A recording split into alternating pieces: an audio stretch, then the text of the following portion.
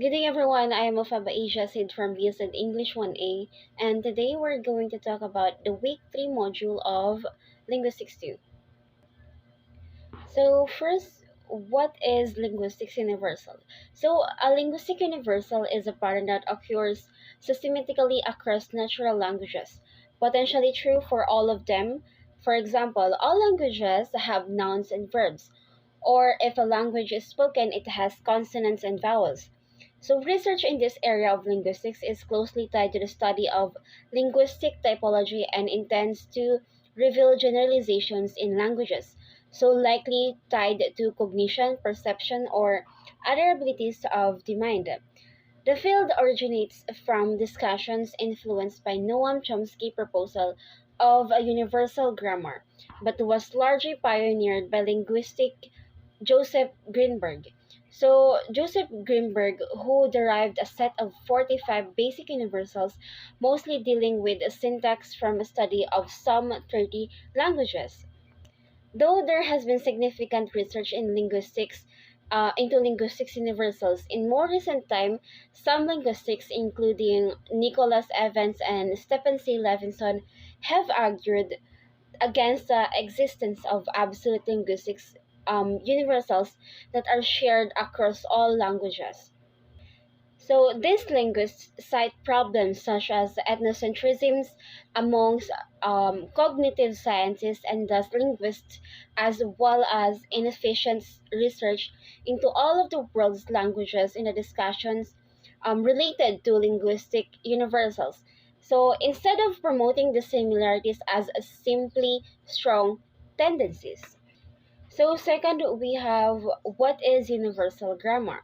So universal grammar is a theory in linguistics usually credited to Noam Chomsky that suggests that the ability to learn grammar is built into the human brain from birth regardless of language.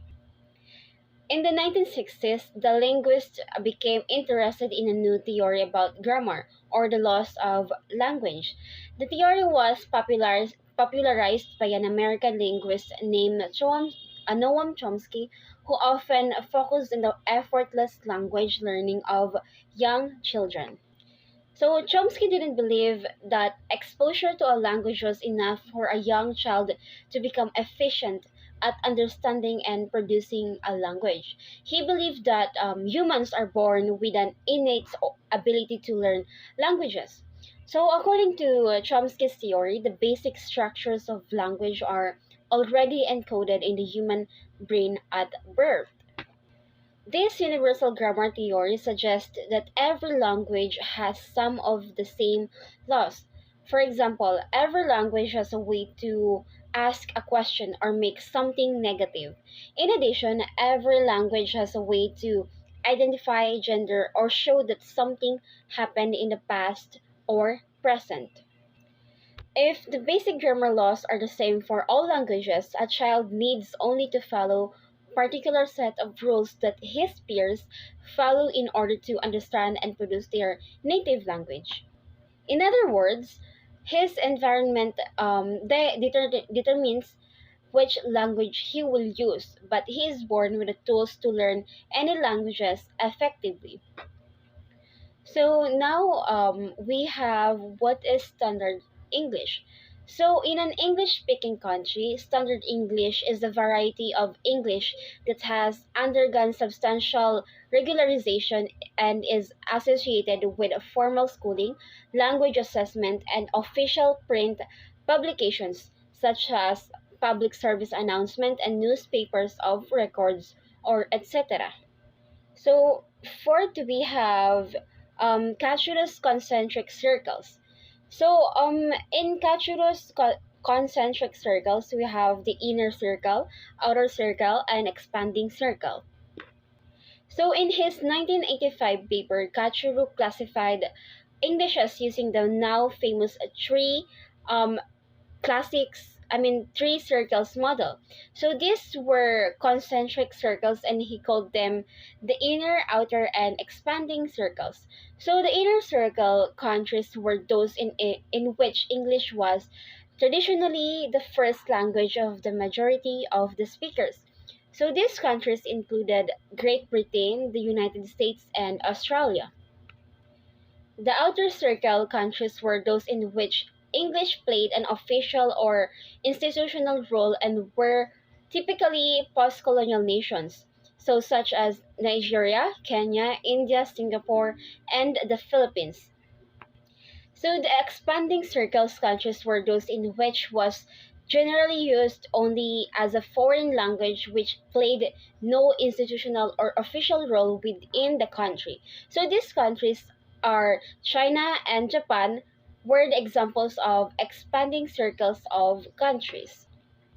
So fifth, we have accent.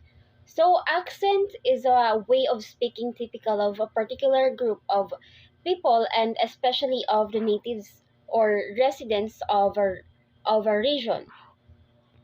So aside from accent, we also have to define what is received pronunciation.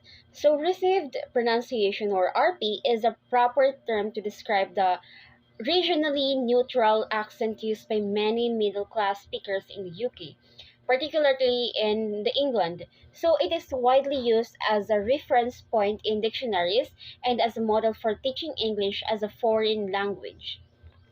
So six, we have described or defined the four major varieties of English.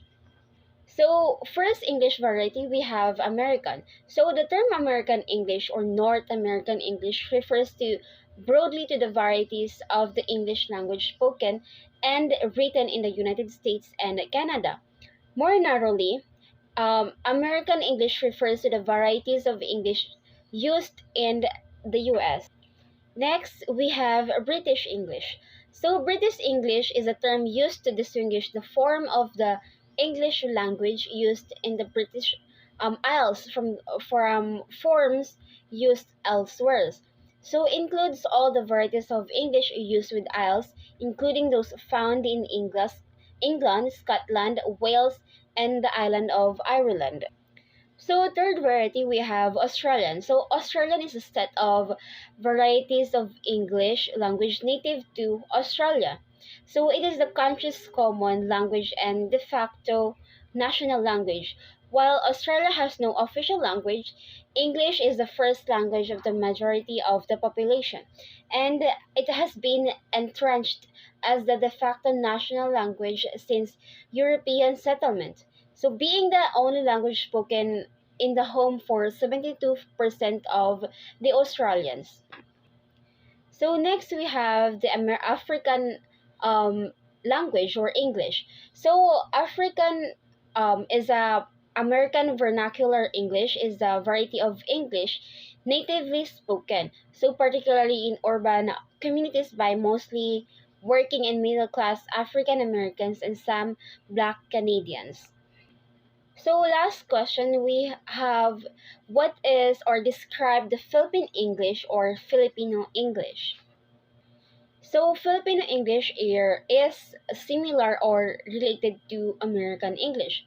So this Philippine English is any variety of English native to the Philippines, including those used by the media and the vast majority of educated Filipinos and English learners in the Philippines from adjacent Asian countries.